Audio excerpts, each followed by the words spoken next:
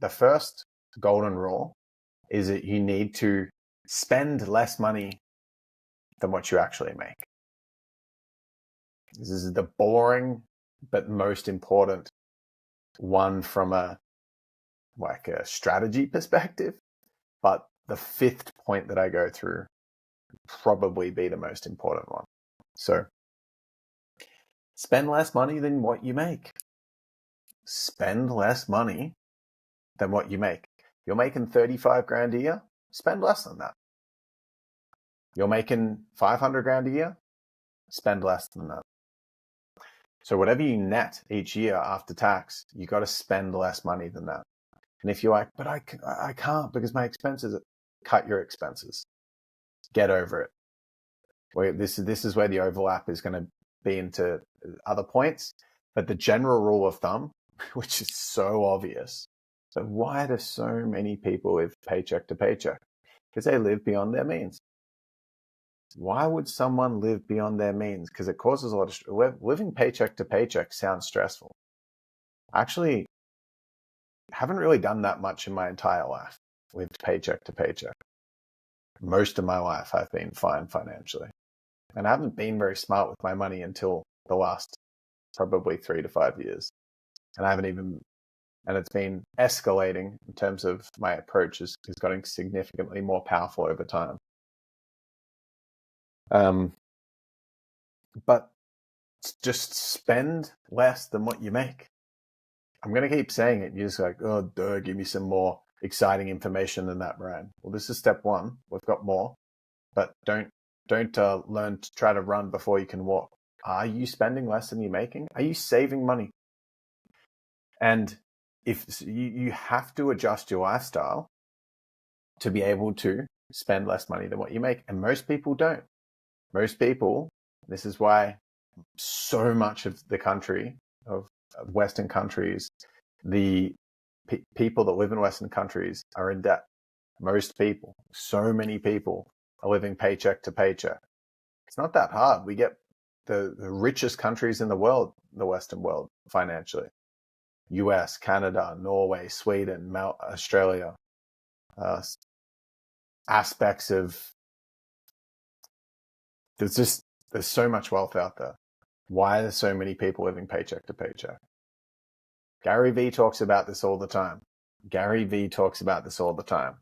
Stop getting stuff that you don't need that's forcing you into a trap. Joe Rogan talks about it all the time. People end up having a family, and then they've got all these cars and mortgages and car debt that they've got to pay off, and then they're stuck. Because if they don't, they're living in a situation which is beyond their means, or it's just on the edge of their means, and so they're constantly staying stuck. There's no room for choice. There's no room for possibility.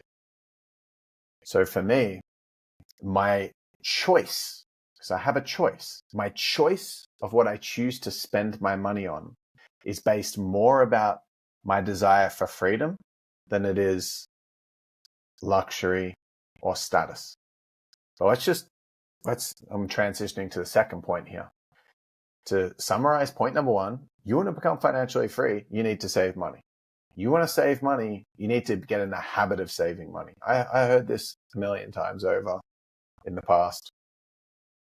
Didn't really care because I was like, if I know I'm going to be making millions and millions and millions of dollars, so what's the point of saving now with a measly 20 grand here, 5 grand here, $500 here? And I just had a disrespect for money because I dishonored and judged smaller amounts of money and therefore didn't get to keep smaller amounts of money. And so it's important to honor where you are and celebrate the skill of saving money, of living in a way that matches your current income situation. Pretty simple in theory, but it's a difficult trap to fall into because we have the capacity to live beyond our means so easily in Western society, in a country that's as stable as Australia is, where the financial institutions are willing to lend out money pretty easily. And so people a lot of the time end up living paycheck to paycheck and end up in debt. And I'm not talking debt like they've got a mortgage. That's smart debt for investment purposes. I'm talking about credit card debt. I'm talking about car loans and whatnot. If you can't afford to buy the car, don't buy the car. Yeah. Oh, but I need to. This is a basic normal car. Can you afford it outright? No. Why are you buying it? Yeah, you don't even have the money to buy it. Why are you buying it? Because everyone does it. It's a normal, unhealthy, habitual way that society operates. And so spend less money than you make. That's the foundation for all of this, because we know that financial freedom comes from hitting that. Like you figure out the number in your head right now. How much do you need income to be able to live your dream life? Cool. Times it by 25. That's your figure. So if I get my phone out here, look at this. Let's say you're my truth check, my heart's prayer alarm just went off. Let's say I need 80,000. Times it by 25. You need 2 million. Okay. 2 million bucks. That's your target. It might take you 40 years to get there. Might take you 5 years. Might take you 15 years. But that's what you need to do. You need to get to that point. So spend less money than you make. Let's move on. Second one is don't waste money being insecure. Don't waste money being insecure. Don't waste money being insecure. So what do I mean by that? This is a hybrid one. This is step 2A, and there'll be a step 2B, and they're overlapping. But don't waste money being insecure. Don't buy things for validation. Don't buy things for validation. Now you might think, well, I don't buy any crazy flashy things. Well, let me ask you, if you had things that were slightly less flashy than what you currently do, like what's your current standard of the car that you would need to drive to feel safe from a image protection perspective? Okay, think about that.